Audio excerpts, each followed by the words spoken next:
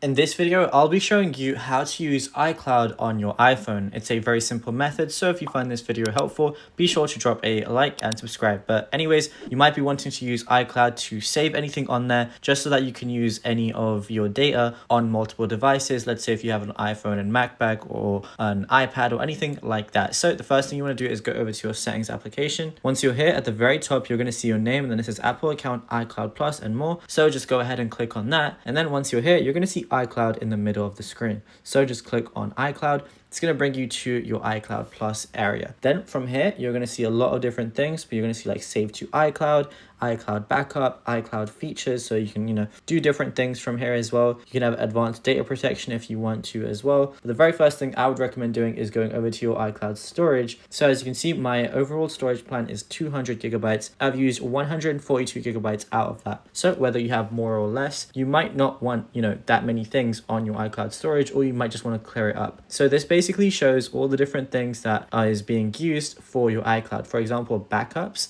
I can just go ahead and click on that and it says all device backups. And as you can see, my iPhone is currently being backed up onto iCloud just so that if anything happens or if I'm switching from this phone to another phone, I could just get all my data back. Same thing goes for iCloud Drive. I can just go into that. I can review large files if they need to be deleted.